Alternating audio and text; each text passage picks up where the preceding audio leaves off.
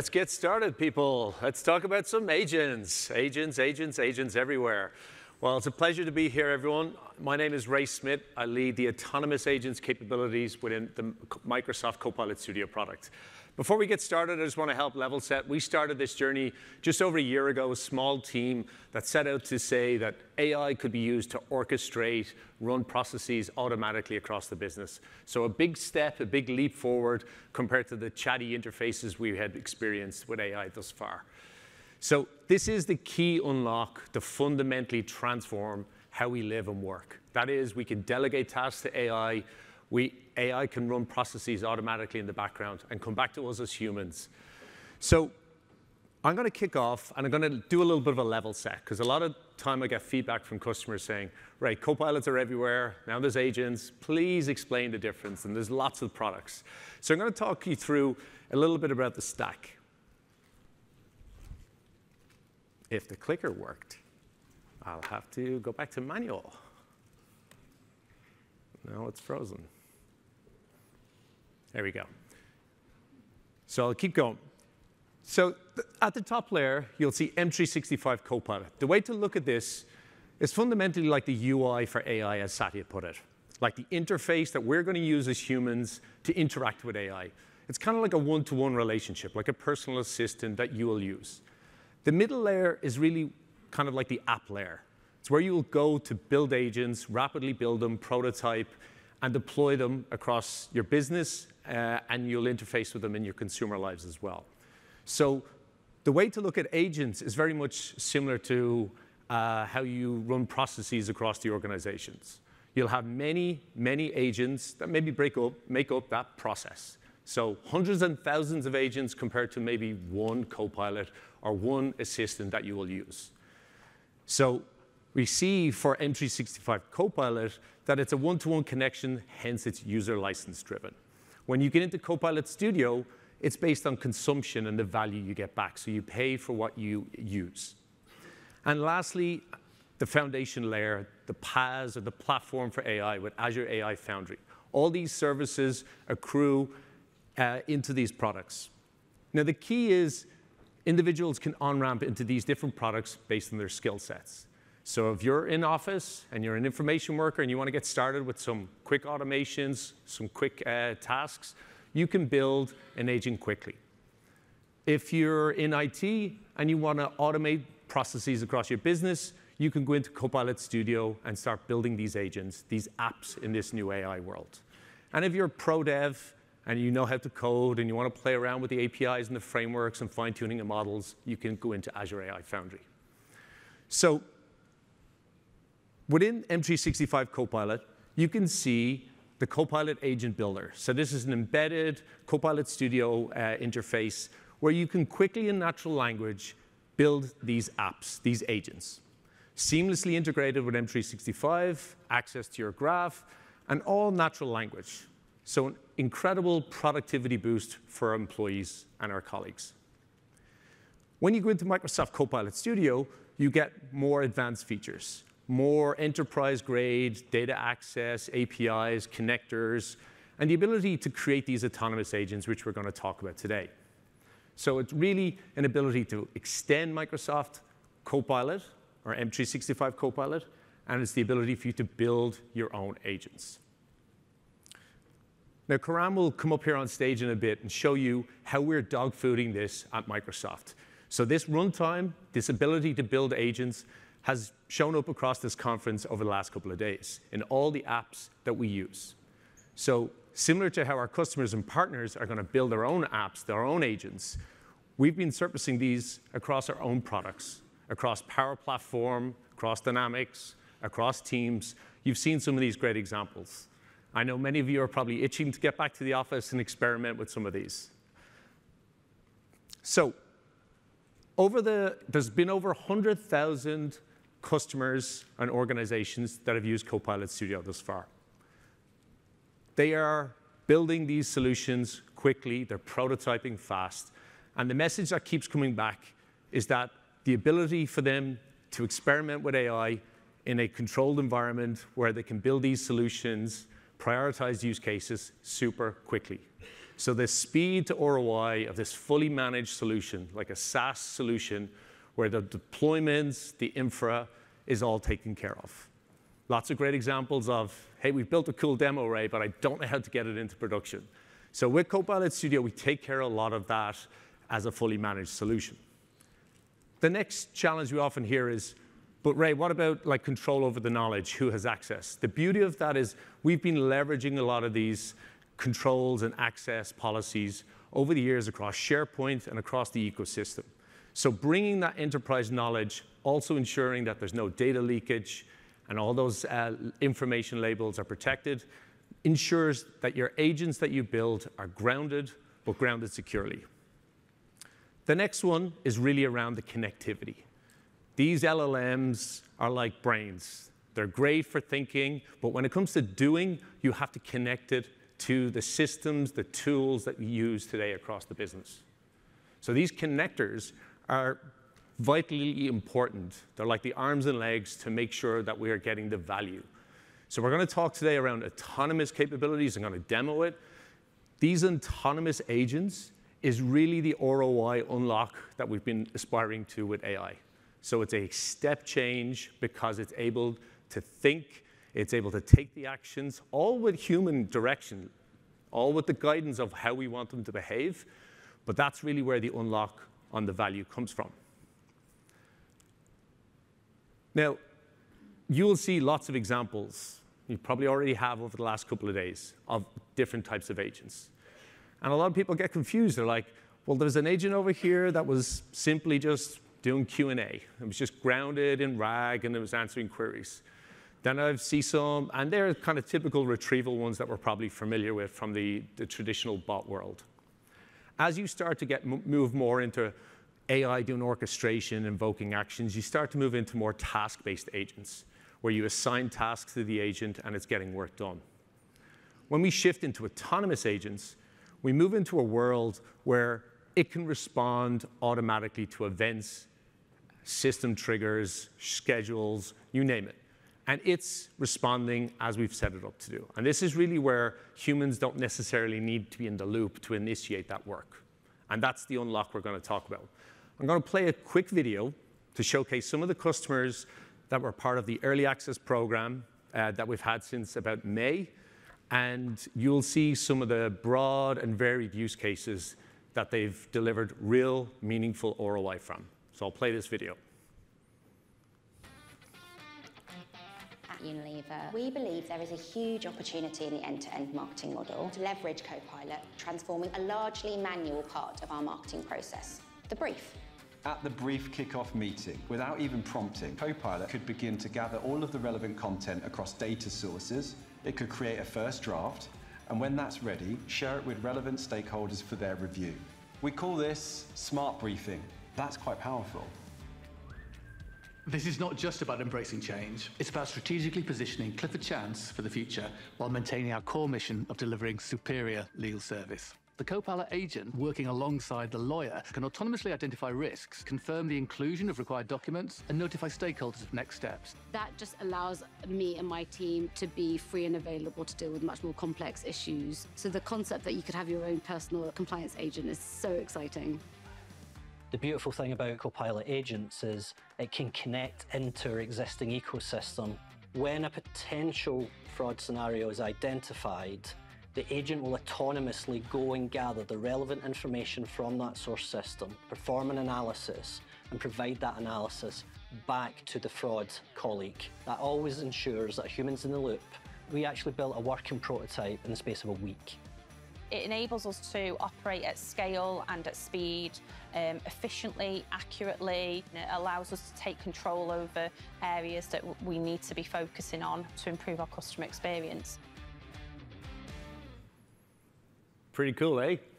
Ah, that deserves an applause. Come on.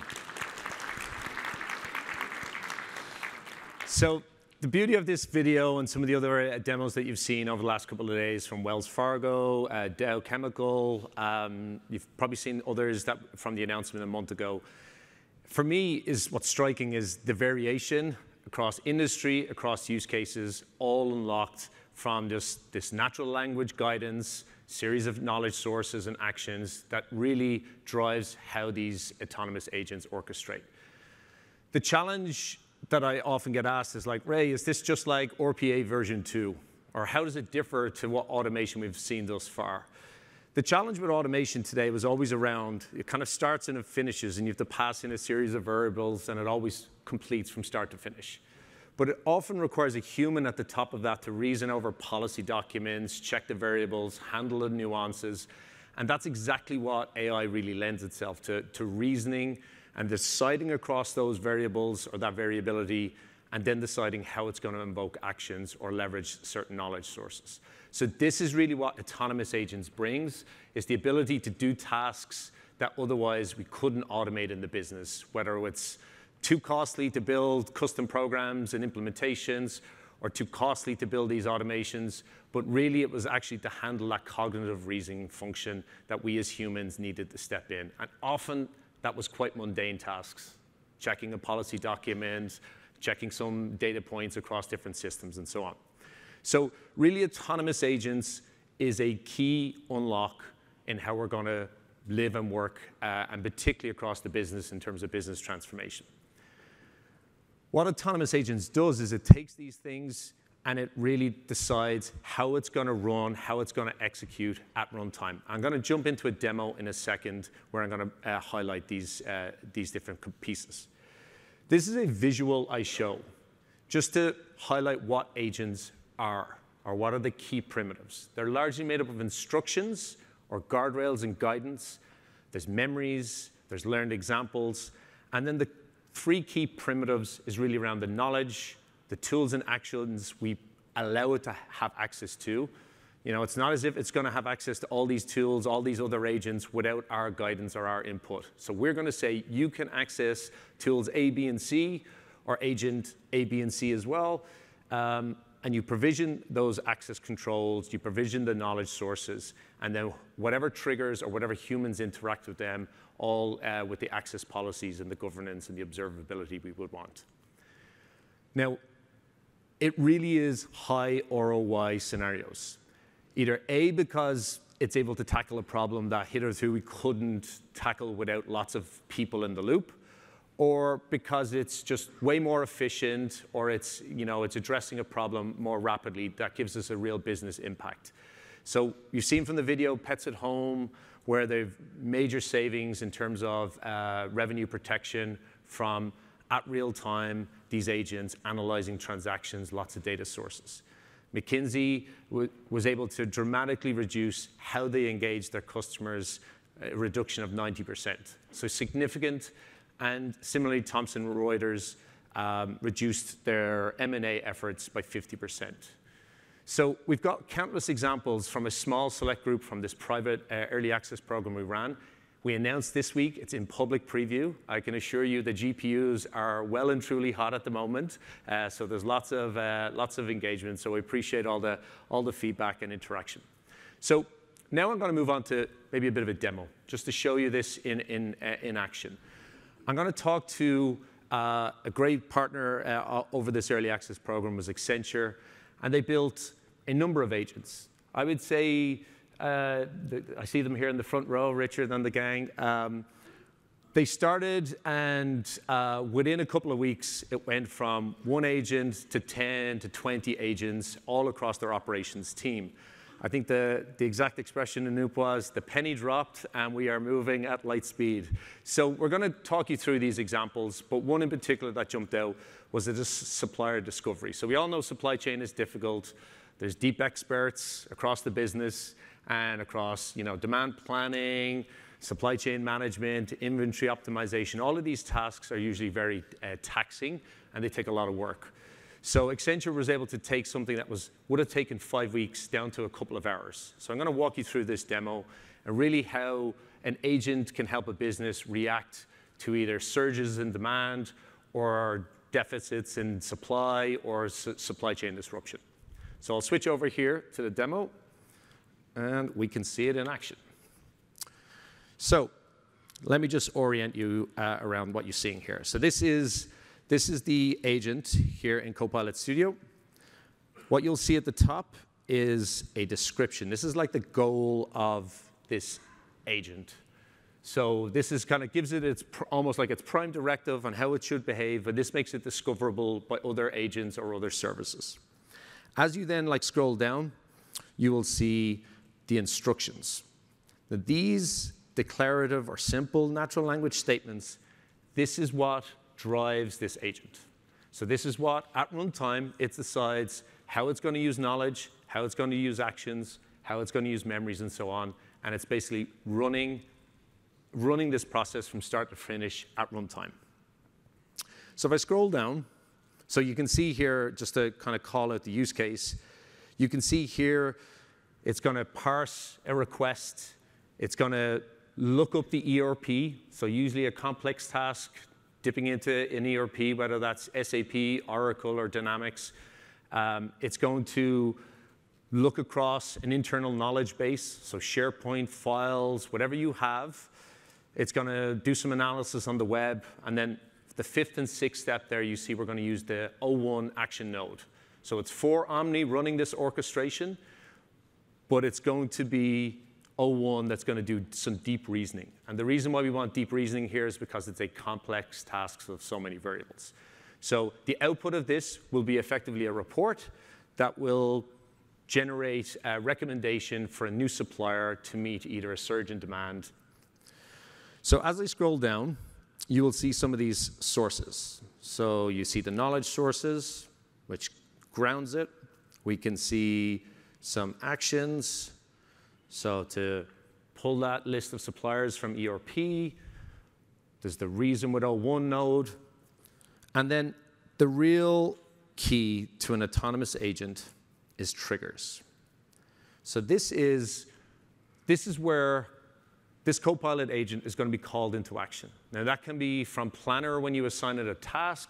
That can be a time of day. That can be a database entry or change. That can be from any system. For example, if I was to just try and add a trigger here, I could easily say when a new lead lands in Salesforce. And I would just say when a record is created or modified. And similarly, if I wanted to bring in new actions, I could say I want to retrieve POs from SAP. So I could just add actions, add triggers. These are the key building blocks that gives it, or that allows business outcomes and allows these kind of high ROI scenarios. So now that I've kind of walked you through this agent, probably the first thing people are saying is like, let's test it. Let's see it in action. And then how do I observe it in action? How do I know it's doing what I want it to do? So I'm going to test the agent here. And I want to test specifically this trigger. So this trigger is being set up from Dynamics 365 F&O. And it's for a surge in demand. So planned surge in demand, which is going to need more inventory. So I'm going to come over here, and I'm going to test this trigger. So you'll see there's some triggers we saved earlier on. So I'm going to test one of those. That could have easily been just come from any system or tool. And you'll see on the right here, first of all, this is the payload of what the trigger. This is the context of the trigger that was passed into this agent. And you see it already. I can see from everyone's eyes that you're watching all those steps. That's the orchestration, so the planner and orchestration at work. It's going through those steps at runtime based on just those simple instructions and actions and knowledge sources that we've given it, and it is now executing. So from the top, we can see that it's gone into ERP, and it's retrieved some values. It's gone into these various knowledge sources, SharePoint, and then it's gone through searching the web for any context on the suppliers that you already had in your database, looking across your guidelines and policies and benchmarks and metrics for how you would choose suppliers, and then it's searching the web for any additional context. This is one of the big things across all the supply chain disruptions we've had in the last few years, was that we weren't pulling in context of suppliers and issues with news. So by going to the web, you're bringing all the latest market share and context to bear. And then we pass all of that into the O1 reasoning node. Again, this is a deep reasoning node. And then the final step which was just to create a report in a user-friendly HTML format. So you can see that at the end. So we see it's already come back, which was pretty fast considering O1 model was used here for that step. And it's given a report with a link. So in this situation, it basically passed the report on to the supply chain manager who was in charge of this particular area and just gave the recommendation report. So I'm going to click on this report, and you'll see what it's produced. So this is all being produced just based on some guidelines and some steps of what people were looking for. So I think that deserves an applause.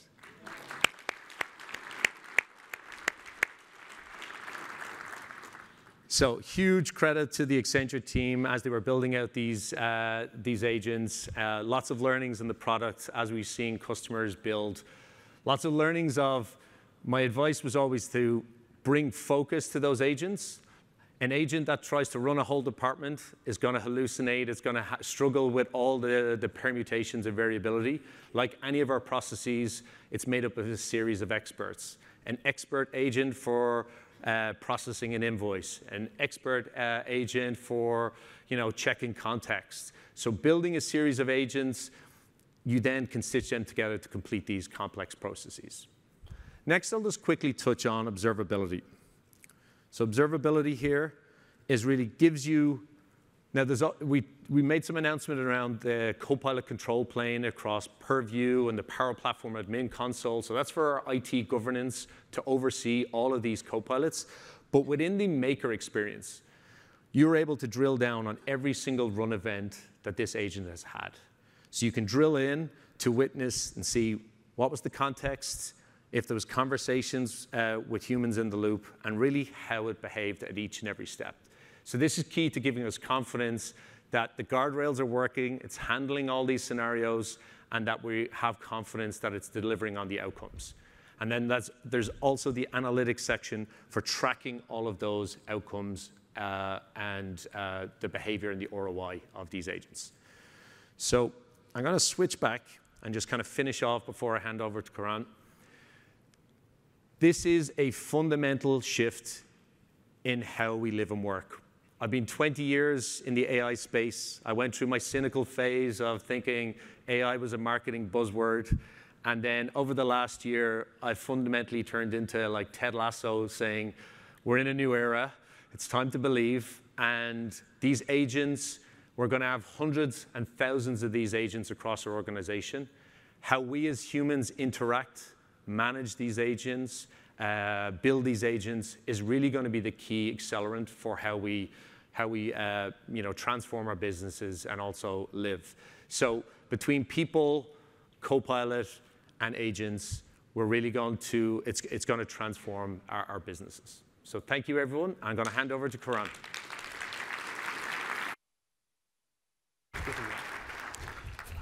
Thanks, Ray. Hello, everyone. I'm Karan Nigam, and I lead product marketing for our customer experience portfolio at Microsoft. Now, Ray walked you through Copilot Studio and how it enables you to create agents. And we've done exactly the same thing within Microsoft. So we recently announced 10 new agents, pre-built agents, that are available in our Dynamics 365 applications across sales, ERP, and service. These are agents that were built on Copilot Studio.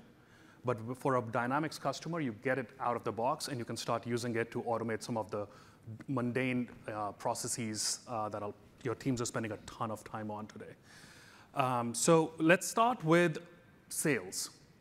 Now, one of the biggest challenges that we keep hearing from customers is their sales teams, people who they've hired to spend more time with customers, win more deals, are actually spending more time on tactical work. So they spend up to 4 to 5 hours every week researching leads, because the marketing teams sent a bunch of leads to them. Now they're just busy researching on those leads. They spend a bunch of time writing emails. On an average, a seller writes approximately 200 emails every week. And this is after researching for hours. They're researching across multiple tools, so whether it's their own CRM system, LinkedIn, Zoom Info, and many other tools. So there's a lot of time that's getting lost in just manual tasks that these sellers can actually spend on spending time with customers. So just to address that particular problem that every customer is facing today, we recently introduced a sales qualification agent. And in just a bit, I'll show you the actual demo of the product. But just to set stage, the idea really is that the agent is working 24/7, round the clock, behind the scenes, researching your leads. So you're not waking up at 8 a.m., showing up at office, and then spending hours researching. The agent's done all of that work in the background for you already. So now that the research is taken care of, the agent, based on the outcomes of this research, is able to help you prioritize those leads. So one of the problems a lot of sales teams face is, I have 27 leads in my pipe. Which one should I engage with? What is the propensity of them converting versus the second one? So the agent, based on the outcomes of the research, prioritizes those leads for you, so you're actually focusing on the right ones. And then lastly, once all of that is done, it proactively creates emails and helps you set up meetings, so you're not spending time on that. So let's take a look at that agent in action. Let me just sign in.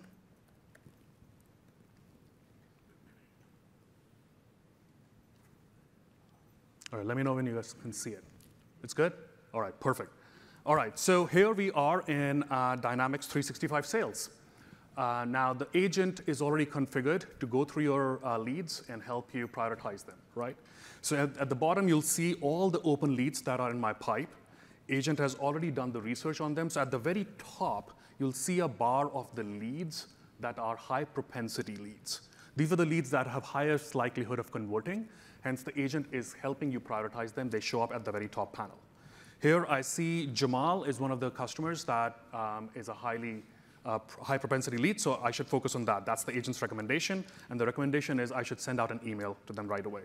So here, I click on Jamal. I'm ready to send this email because it's a priority lead. Now, when I go to the send email conversation, the agent has actually provided me context. So at the very top, you'll see it's providing you the reasons why it's considered a high priority lead. So you're able to go through that, and if you want to make any changes at that point in time, you're able to. But based on this, you're able to see why this is a priority lead. If you want to see more information about Jamal as the contact, you're able to see that. It also provides you information like what are the other contacts in that company, in that account that Jamal is connected with. And if you're looking for more information on the company itself, on the account itself, the agent has done all that background work for you. This is all of this, these 3 steps combined, getting information on contact, on the account, and understanding why it's a priority lead takes up to 2 or 3 hours per lead for seller every week. So all of that is just done for you in the background. Now, once you're ready to send the email, you just go and click on the draft email. The agent has already created an email draft for you based on all this information that it has on the contact and the account. Now, what's really interesting in this case is if you actually look at the email, creating the email by AI is not the most powerful thing. Of course, we expect that from AI. But what's really interesting is we've spent a lot of time with actual sellers to understand what kind of emails lead to the most conversion. So 2 things that come up very, very frequently in our interviews is you need to start an email with some sort of new information or news about the company that gives the contact a sense that you understand what the company is about and what they care about. And secondly, how are your products actually going to address their immediate needs? So based on those 2 learnings, the email is actually drafted in a way that it's curated for that particular account, for that particular customer in the context. Now, once you're ready to send the email, you can just send it. This is a very important step. It's actually a design philosophy that you'll see across all our agents, which is we keep humans in the loop. You ultimately are in control of what should be sent to the customer. We are not in a space where any email will be sent to any customer and you just don't know about it. So humans are always going to be in the loop in this case. Now, once the email is sent, just like that, you're ready to move on to the next leads, right? So now you move on to the 2nd priority lead, 3rd priority lead, and just in that order. Now, one interesting thing that happens in the background while this is happening is Jamal responds to your email. Now, instead of you trying to figure out who has responded, the agent already surfaces that response back because it's a priority again. The customer is willing to engage. Right at that moment, now you're ready to set up an appointment with the customer. So right from this view, you don't have to leave for your Teams or your Outlook. You're able to set up the meeting right from Dynamics 365 here. And Agents helps you set up the context of the meeting, so you can provide all that information in the invites. It sends the meeting out, and on the day of meeting, the agent surfaces back again and provides you all the relevant information, all the documents, etc., that you should preview before this meeting, so you're well prepared. So the agent helped you research a lead, create communication, set up meetings, and lastly, help you prepare for the meeting. All of this that takes a ton of time for sellers on a daily basis is now just being automated. So it's a great example of how sales as a function, which is a revenue-generating function for most companies, can now leverage agents to automate a critical part of their experience. Now let's move to the next agent that I want to talk about. So the other area that is ripe for disruption is service. Service historically has been very proactive in adopting technology because it's a margin-sensitive business. Most companies are always trying to figure out how to leverage technology to reduce the cost of operating the service departments. So just recently, we announced 3 new agents that can help you exactly do that. So there are 3 agents. The customer intent agent, which allows you to actually proactively understand the customer intent on an ongoing basis, so you're able to provide them the right solutions at the right point in time. Knowledge management. A ton of time today is spent in creating knowledge articles, knowledge across the company, so that they can be shared across multiple agents. Now, the agent will help you create that proactively and autonomously on your behalf. And then the last one is case management, which allows you to manage the entire life cycle of the case until it's resolved, so you can actually focus on reducing the time of resolving cases. So let's take a look at what that experience looks like. You should be seeing the D365 customer service. Let me just maximize this so it's easier to follow. Now, this is a slightly busy screen, so I'll try and orient you on where to look, okay? If you land on the D365 service, what you'll see is I'm a customer service rep, and a customer issue just got escalated to me. So at the very top right, you'll see a pop-up which says accept or reject. Because I'm willing to accept the customer at this point and help, I'll go to accept it. As soon as I accept it, on the very left-hand side bottom, you'll see the agent is already the Copilot has now created a summary of that case. So you as an agent are able to get up to speed really quickly. And you don't have to comb through multiple documents to make sense of it. Now, once that's ready, and you're ready to get an action with the customer, it transfers you to the customer conversation. Now, in the middle panel, you'll see there's a case management agent has already created the case for you. So based on the customer context, the conversation so far, it's already filled all these fields for you. This typically takes an agent 3 to 4 minutes per case to fill sometimes. So the agent has done all of that work for you already.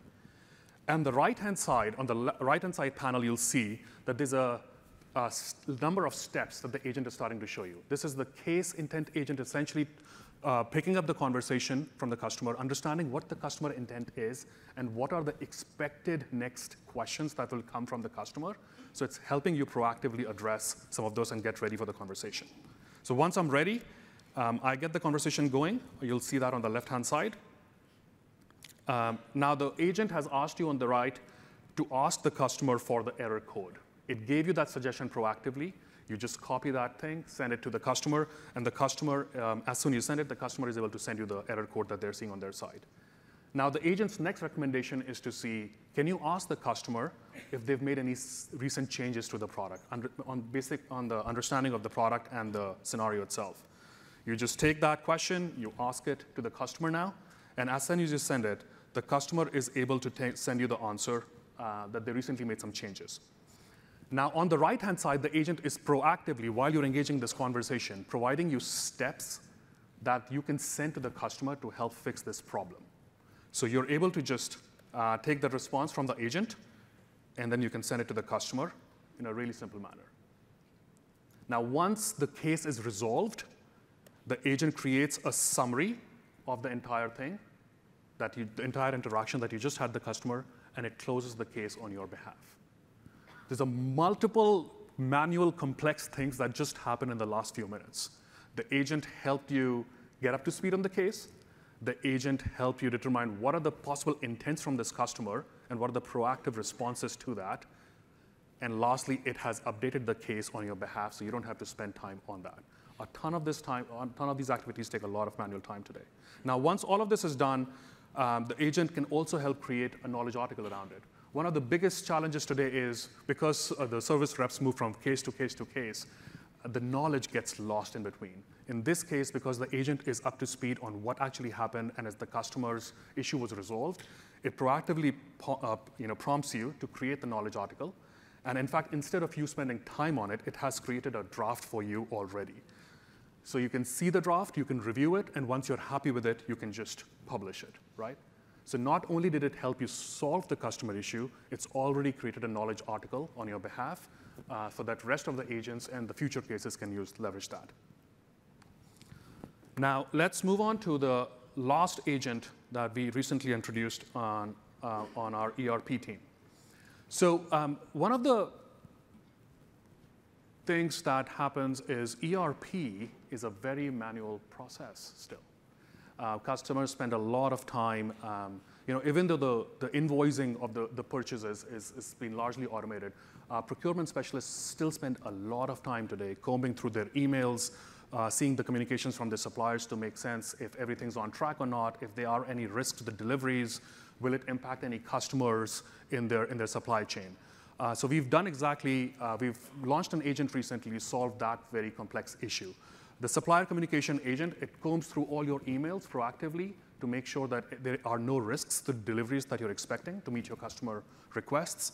It follows up with customers, with suppliers proactively if there are any issues, and it helps you navigate any potential disruptions in your supply chain. So let's take a look in the demo.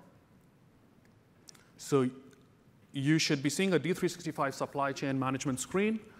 This is an agent that is now going to help you manage your supplier communications. Now, at the very first time you see the agent itself has proactively asking you if, it's proactively telling you that your team has spent a lot of time combing through emails, et cetera. So it is proposing that you can automate a lot of this to save time for your team.